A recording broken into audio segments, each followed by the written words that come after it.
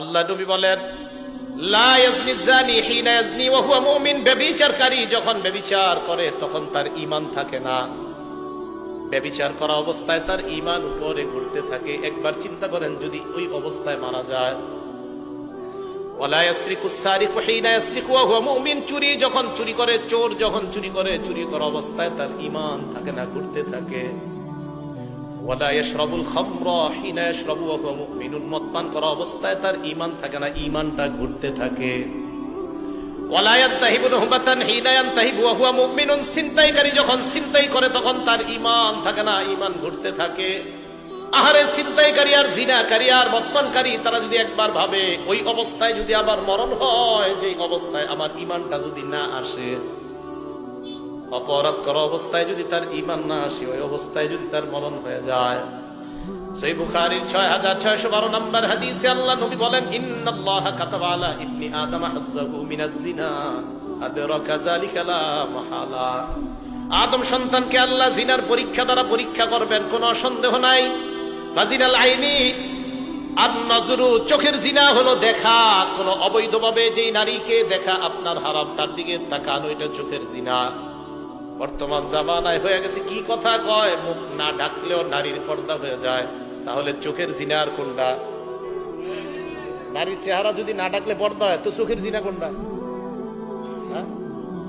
এরপর আপনি আপনার ছেলেকে বিয়ে করানোর জন্য একটা মেয়েকে দেখতে যান, মেয়ের বাড়িতে নাকি রাস্তায়? সবাই বলেন, বাড়িতে না রাস্তায়? কেন বাড়িতে যাবেন? এখন তো সহজ হয়ে গেছে, মুখ যেহেতু খোলা রাখার কোনো ব্যাপার না।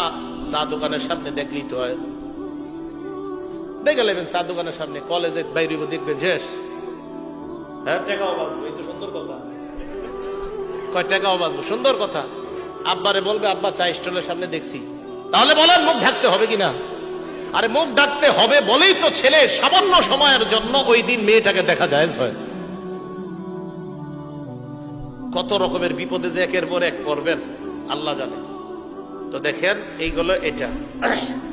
এরপরে রাসূল সাল্লাল্লাহু আলাইহি সাল্লাম বলেন, ওয়াজিনাল লিসান আল মানতিক, মুখের জিনা হলো কথা বলা। যেই নারীর সাথে দেখা দেওয়া হারাম, ওই নারীর সাথে সরাসরি কথা বলাও হারাম, মোবাইলে কথা বলাও হারাম। এই কিভাবে কথা বলা হারাম? মোবাইলে আপনি অপরিচিত একটা নারীর সাথে কথা বললেন, কথা বলার পর রাত্রে আপনি বালিশে মাথা আড়া লাগায় চিন্তা করলেন, না জানি দেখতে তিনি কেমন। আল্লাহ নবী কয়, ওয়ান নাফসু তামান্না ওয়া তাশতাহি, তোমার দিল কল্পনা করে, এটা হলো দিলের জিনা, অন্তরের জিনা। কি এই জিনা হয় কিনা? ঘরে ঘরে এই জিনা হয়। এবার বুখারীর হাদিস শুনেন, 5590 5590 নাম্বার হাদিস। ক্বালা রাসূলুল্লাহ সাল্লাল্লাহু আলাইহি ওয়াসাল্লাম, এই হাদিসের অনুবাদটা মন দিয়ে শুনেন। লাকুনান্না মিন উম্মতি আকওয়াম, আমার উম্মতের মধ্যে এমন এক সম্প্রদায় বের হবে, ইস্তাহিল্লুনাল হিররা ওয়াল হারিরা, যারা জিনা করাকে হালাল মনে করবে।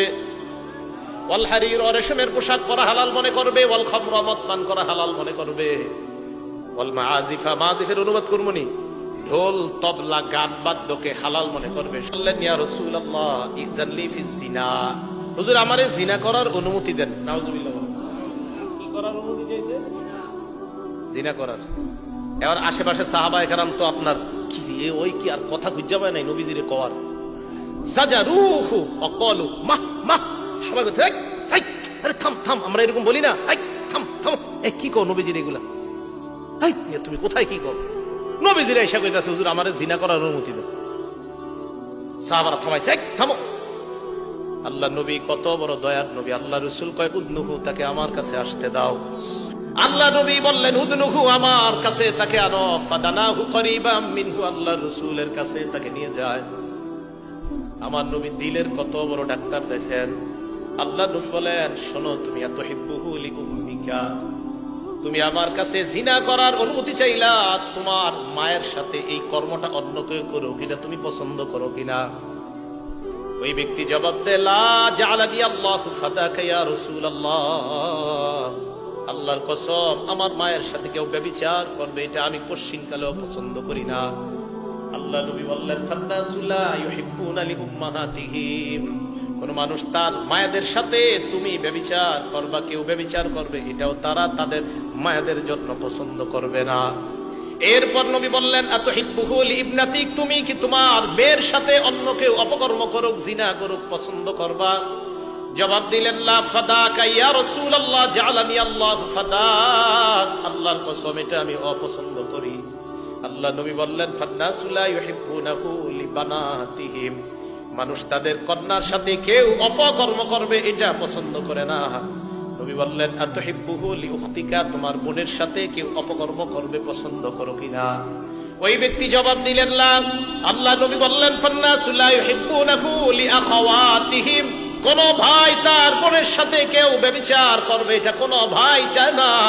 আতুহিব্বুহু লিআম্মাতিক, তুমি কি তোমার ফুফুর সাথে কেউ ব্যভিচার করে এটা পছন্দ করবা? জবাব দিলেন না। আল্লাহ নবী বললেন ফান্নাসু লা ইউহিব্বুনাহু লিআম্মাতিহিম, মানুষ তাদের ফুফুর সাথে কেউ অপকর্ম করবে এটা কখনোই পছন্দ করে না। এরপর নবী বললেন আতুহিব্বুহু লিখালাতিক, তুমি কি তোমার খালার জন্য এটা পছন্দ করবা? ওই ব্যক্তি জবাব দিলেন লা ইয়া রাসূলুল্লাহ, খালার জন্য এটা পছন্দ করব না। নবী বললেন ফান্নাসু লা ইউহিব্বুনাহু লিখালাতিহিম, মানুষ তার খালার সাথে এটা করাটা পছন্দ করবে না।